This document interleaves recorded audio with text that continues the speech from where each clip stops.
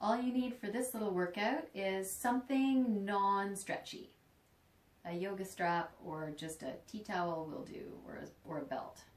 You're going to start putting a little outward pressure on whatever you're holding, so you feel some wrap into the back and sides of your shoulders. You slide your arms up and you slide them down.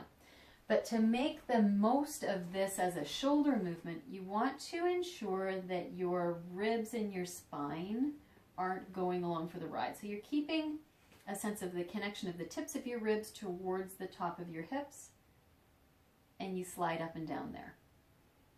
5,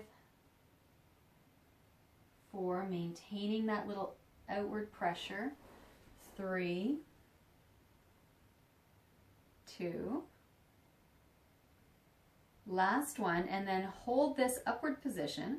Continue to press out a little bit on the strap and curve to one side, and use your core muscles to stack you back up, and curve to the other side and stack back up. And you're just floating with control, but maintaining long straight arms and maintaining the outward pressure of your hands on the strap. Right, so we're not looking to kind of relax. You're keeping it super active and connecting from the kind of the bottom of your pelvis, whatever you're sitting on, up through your lower back, which is where your curve starts from, but your pelvis itself stays pretty stable. Last one. And come on back to center and bring your arms down. Turn your palms to face the ceiling. Tuck your elbows in towards your waist and pull out on the strap. It's not actually going to move because, of course, it's not stretchy. But we're looking to find work in through the back of your shoulders without actually moving at all. So you pull, pull, pull, pull out on the strap and relax. Pull out on the strap and relax. So we're not getting a lot of movement, but hopefully if you're really pulling against resistance, you're getting a reasonably good amount of sensation. 3 more, and 2.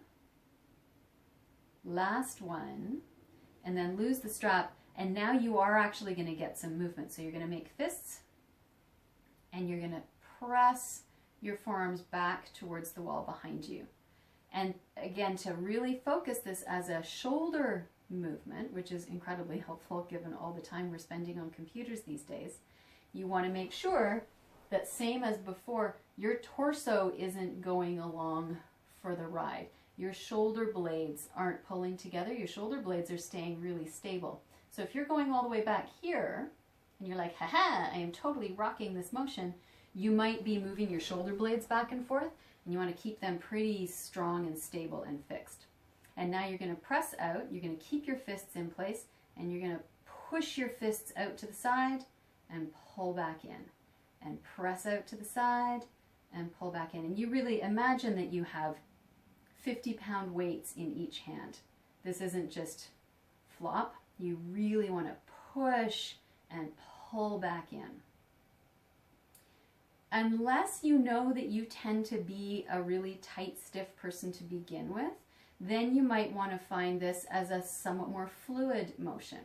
You kind of want to find the place where your brain doesn't automatically go. I'm a very loosey-goosey person, so putting some effort into this pull in and out changes the input for my brain, and it gives me some novelty for my muscles. So now you're going to stay extended. You're going to keep these fists and make small circles. And we'll go a few times in one direction. You're still keeping your shoulder blades pretty stable. They're not locked into place because your shoulder blades and your arms are connected, but you're not pulling them together. The movement's not coming from the top of your shoulders. Change directions and go the other way, continuing to really make these active fists, maybe like a 40-50% amount of effort.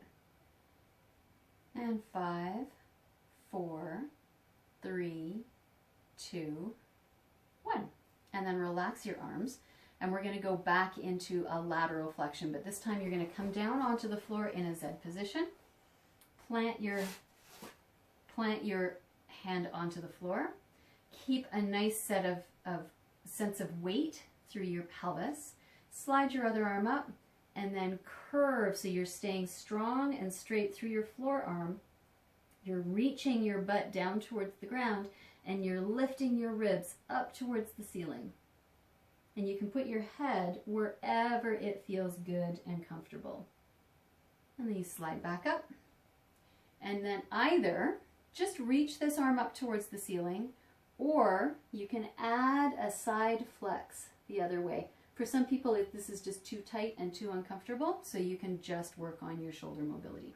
Again, plant your hand, slide your arm up. Keep this arm strong and straight. Press your hip to the floor, press your ribs to the side, lift your ribs up and away, whatever you need to do with your head to be comfortable.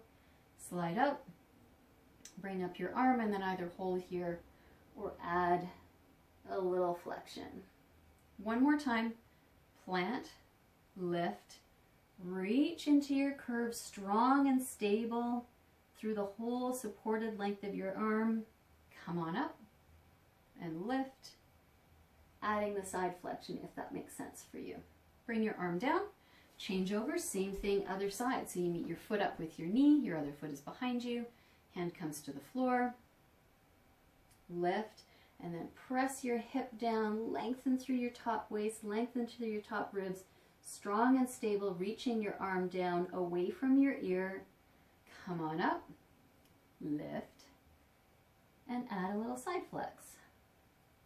Plant 1 and 2 to come over, stack back up, lift, and curve if that makes sense for you. Last one, up, over, big breath into the back and sides of your ribs.